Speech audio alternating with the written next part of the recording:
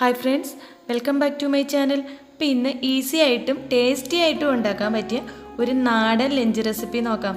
നമ്മൾ മുന്നേ ഉണ്ടാക്കിക്കൊണ്ടിരുന്ന മുരിങ്ങലക്കറിയും മുരിങ്ങലത്തോരനും അച്ചാറും മീൻ പൊരിച്ചതൊക്കെ വെച്ചിട്ട് നല്ലൊരു കിടിലൻ ലഞ്ചാണ്. അപ്പോൾ വീഡിയോയിലേക്ക് പോകാം. അപ്പം നമുക്ക് ആദ്യം ചോറ് റെഡിയാക്കി എടുക്കാം. അപ്പോൾ ഞാൻ ചോറ് കുക്കറിലൊന്നും അല്ല, സാധാരണ അടുപ്പിൽ തന്നെയാണ് വെച്ചുണ്ടാക്കുന്നത്.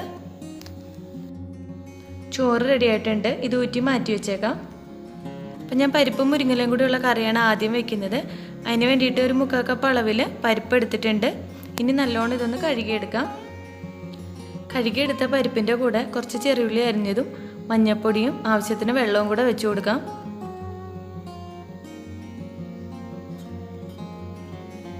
അപ്പം ഞാൻ ഒരു 3/4 കപ്പ് പരിപ്പിന് ഒരു 2.5 കപ്പ് അളവിലാണ് വെള്ളം വെച്ച് കൊടുത്തിരിക്കുന്നത്. ലേശ എണ്ണയും ഒഴിച്ചു കൊടുക്കുന്നുണ്ട്. ആവശ്യത്തിനുള്ള ഉപ്പും കൂടെ ചേർത്ത് കൊടുക്കാം. അപ്പം ഇങ്ങനെ പരിപ്പ് വേവിച്ച് കഴിഞ്ഞാൽ പരിപ്പ് കുക്കറിൽ നിന്ന് പുറത്തോട്ട് തെറിക്കില്ല. വെള്ളം കൂടുതലാവുമ്പോഴാണ് നമുക്ക് പരിപ്പ് പുറത്തോട്ട് തെറിക്കുന്നത്. അതുമാത്രമല്ല, പരിപ്പ് തിളച്ചതിന് ശേഷം മാത്രം മൂടാൻ നോക്കുക കേട്ടോ. അങ്ങനെ ചെയ്യുവാണെങ്കിലും നമുക്ക് പരിപ്പ് തിളച്ച് പുറത്തേക്ക് പോകുന്നത് തടയാൻ പറ്റും. അപ്പം ഞാനിവിടെ 2-3 വിസിൽ മതി പരിപ്പ് വേവാൻ വേണ്ടിയിട്ട്. അപ്പോൾ കണ്ടില്ലേ, പരിപ്പ് വിസിൽ വരുന്നുണ്ടെങ്കിലും ഒരു തുള്ളി പോലും വെള്ളം പുറത്തോട്ട് പോകുന്നില്ല. അപ്പോൾ പരിപ്പ് വേവിക്കുമ്പോൾ പരിപ്പ് പുറത്തോട്ട് പോകുന്ന ആൾക്കാർ ഈ ട്രിക്ക് ചെയ്താൽ മതി കേട്ടോ. അപ്പം നമ്മുടെ പരിപ്പ് ഇവിടെ വെന്തിട്ടുണ്ട്. അതിൽ കുക്കറിലെ ഗ്യാസൊക്കെ പോകുമ്പോഴത്തേനും നമുക്ക് അരപ്പ് റെഡിയാക്കി എടുക്കാം. അപ്പം ഞാൻ 1 കപ്പ് അളവിൽ തേങ്ങ ചേർത്ത് കൊടുക്കുന്നുണ്ട്. ഇനി അതിൻ്റെ കൂടെ ചെറിയ ജീരകം ഒരു 1/2 ടീസ്പൂൺ എടുത്തിട്ടുണ്ട്. ലേശം മഞ്ഞൾപ്പൊടി എടുത്തിട്ടുണ്ട്. ഒരു 2-3 കഷ്ണം വെളുത്തുള്ളി, ഒരു ചെറിയ കഷ്ണം ചെറിയുള്ളി, ഒരു 3 പച്ചമുളക്. എരിവിനനുസരിച്ച് എരിവ് കുറവുള്ളതാണെങ്കിൽ കൂടുതലിടാം കേട്ടോ. ഇനി ഇത് നല്ല മഷി പോലെ ഒന്ന് അരച്ചെടുത്തോണ്ട് വരാം. അപ്പം നമ്മുടെ പരിപ്പ് നല്ലോണം വെന്തിട്ടുണ്ട്. കണ്ടില്ലേ, വെള്ളം അധികവും ഇല്ല, തീരെ കുറവും അല്ല. അപ്പം ഈ രീതിയിൽ പരിപ്പ് വേവിച്ച് നോക്കൂ കേട്ടോ. ഈസി ആയിട്ട് പരിപ്പ് നല്ലോണം വെന്തും കിട്ടും, പുറത്തോട്ട് ചീറ്റുകയോ ഇല്ല. ഇനി നമുക്ക് ഇതിൻ്റെ കൂടെ ഈ അരപ്പ് ചേർത്ത് കൊടുക്കാം. മിക്സിയുടെ ജാറ് കഴുകി ആവശ്യത്തിന് വെള്ളം ചേർത്ത് കൊടുക്കാം കേട്ടോ. അപ്പോൾ കട്ടിയായിട്ട് വെക്കുന്നവർ വെള്ളം കുറച്ചെടുത്ത് വെച്ചാൽ മതി. ഞാൻ ഇച്ചിരി ലൂസായിട്ട് വെക്കുന്നതുകൊണ്ട് കുറച്ചുകൂടെ വെള്ളം ചേർത്ത് കൊടുക്കുന്നുണ്ട്.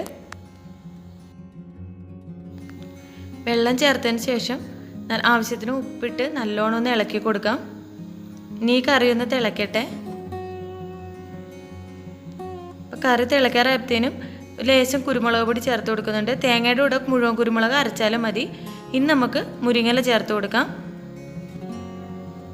ഞാനിപ്പോൾ പരിപ്പെടുത്ത കപ്പിന് ഒരു 2.5 കപ്പ് അളവിൽ മുരിങ്ങയിലയും കൂടെ ചേർത്ത് കൊടുക്കുന്നുണ്ട്. അപ്പോൾ കറി നല്ലോണം കുറച്ച് തിളച്ച് വറ്റണം. അപ്പോഴാണ് കറിക്ക് നല്ല സ്വാദ്. അപ്പോൾ ഈ സമയത്ത് നമുക്ക് വെളിച്ചെണ്ണയിലാണ് ഇവിടെ കടുക് തളിക്കുന്നത്. വെളിച്ചെണ്ണ തന്നെ വേണമെന്നില്ല, ഏതെണ്ണ ആയാലും മതി. പക്ഷേ വെളിച്ചെണ്ണ ആകുമ്പോൾ കുറച്ച് ടേസ്റ്റ് കൂടും. ഒരു 2-3 വത്തൽമുളക് മുറിച്ചിട്ടും കൂടെ ചേർത്തിട്ട് കടുക് പൊട്ടിച്ച് മുരിങ്ങലക്കറിയിലോട്ട് ചേർത്ത് കൊടുക്കാം. മുരിങ്ങലക്കറി ആയതുകൊണ്ട് ഞാൻ കരിയാപ്പില ചേർത്തിട്ടില്ല. അപ്പോൾ നമ്മുടെ മുരിങ്ങലക്കറി ഇവിടെ റെഡി ആയിട്ടുണ്ട്. ഇനി നമുക്ക് തോരൻ റെഡിയാക്കാം. അപ്പോൾ മുരിങ്ങലത്തോരൻ ഉണ്ടാക്കാൻ വേണ്ടിയിട്ട് ഞാനിവിടെ ആദ്യം അരപ്പൊന്ന് റെഡിയാക്കി എടുക്കുന്നുണ്ട്. തേങ്ങ ഒതുക്കിയിട്ട് വെക്കുന്ന തോരനാണ് കേട്ടോ. ഞാൻ 1 കപ്പ് തേങ്ങ എടുത്തിട്ടുണ്ട്. ഒരു 3 പച്ചമുളക്, ഒരു 4 വെളുത്തുള്ളി, ലേശം കുരുമുളക് പൊടി, ജീരകം, മഞ്ഞൾപ്പൊടി. ഇനി ഇത്രയും ഒന്ന് ഒതുക്കി എടുത്തുകൊണ്ട് വരാം. അപ്പോൾ തേങ്ങ ഒതുക്കിയത് അവിടെ ഇരിക്കട്ടെ. ഒരു ചട്ടി അടുപ്പി വെച്ചിട്ട് ചൂടായതും എണ്ണ ഒഴിച്ചിട്ടുണ്ട്. അത് വെളിച്ചെണ്ണ തന്നെയാണ് എടുത്തിരിക്കുന്നത്. കടുക് പൊട്ടിയതും ഒരു വലിയ സവോള പൊടിയായിട്ട് അരിഞ്ഞ് ചേർത്ത് നല്ലോണം ഒന്ന് വഴറ്റി കൊടുക്കാം. മുരിങ്ങലത്തോരൻ നമ്മൾ എപ്പോഴും ചട്ടിയിൽ വെക്കുന്നതായിരിക്കും. നല്ല കട്ടാതെ മുരിങ്ങലത്തോരൻ ഇളക്കിയെടുക്കാൻ ഈസി ആയിട്ടിരിക്കുക. അപ്പോൾ ഈ സവോള നല്ലോണം ഒന്ന് വഴറ്റിയത് നമ്മൾ അരച്ചു വെച്ച അരപ്പ് ഇതിൻ്റെ കൂടെ ചേർത്ത് കൊടുക്കാം. അരപ്പ് കഴുകി ഒരു ലേശം വെള്ളം കൂടെ ചേർത്ത് കൊടുത്തിട്ടുണ്ട്. പിന്നെ ആവശ്യത്തിനുള്ള ഉപ്പും ചേർത്ത് കൊടുക്കാം. ഇനി ഇത് നല്ലോണം ഒന്ന് തിളക്കട്ടെ. അപ്പോൾ അരപ്പ് തിളച്ചതും നമ്മൾ എടുത്തു വെച്ചിരുന്ന മുരിങ്ങയില ഇതിൻ്റെ കൂടെ ചേർത്ത് കൊടുക്കാം. ഞാനിപ്പോൾ മുരിങ്ങയിലക്കറിക്ക് ഇട്ട പാത്രത്തിൽ 2 കപ്പ് മുരിങ്ങയില ചേർത്ത് കൊടുക്കുന്നുണ്ട് കേട്ടോ. അത് നല്ലോണം ഒന്ന് തട്ടിപ്പൊത്തി മൂടി വെച്ച് കൊടുക്കാം. ഇപ്പോൾ ഇളക്കണ്ട. അപ്പം ഞാൻ തീ സിമ്മിലിട്ടാണ് ഒരു 10 മിനിറ്റ് വെച്ചത്. അപ്പോൾ നമ്മുടെ മുരിങ്ങയില നല്ലോണം ആവിയിലിരുന്ന് വാടിയിട്ടുണ്ട്. അപ്പോൾ അതിൻ്റെ അടിയിൽ നമ്മൾ ഒഴിച്ചു കൊടുത്ത വെള്ളം വറ്റിയിട്ടുണ്ട്.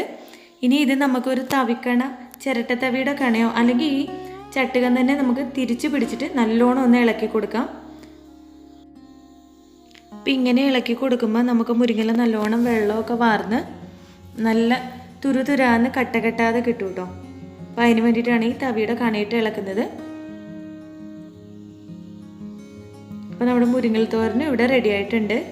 ഇനി നമുക്ക് മീൻ വറുത്തെടുക്കാം. ഞാൻ ഇവിടെ ഉണക്കമീനാണ് വറുക്കുന്നത്. വെറുതെ മഞ്ഞൾപ്പൊടിയും മുളക് പൊടിയും മാത്രം തിരുമ്മിയിട്ട് വറുത്തെടുക്കുന്നതാണ്.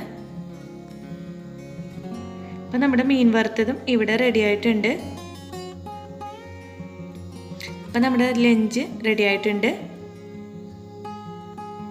ആവശ്യത്തിന് ചോറ് വിളമ്പിയെടുക്കാം. നമ്മുടെ മുരിങ്ങയില തോരന് നല്ല അടിപൊളി റെസിപ്പിയാണിത്. ഒന്ന് ട്രൈ ചെയ്ത് നോക്കൂ കേട്ടോ. നമ്മുടെ പഴമയിലോട്ടൊരു തിരിഞ്ഞു നോട്ടമൊന്നും പറയാൻ പറ്റും.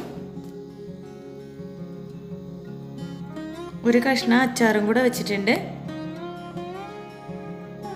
ഇനി ഒരു മീൻ വറുത്തതും നമ്മുടെ മുരിങ്ങയില കറിയും ഒന്ന് ട്രൈ ചെയ്ത് നോക്കൂ. ബൈ.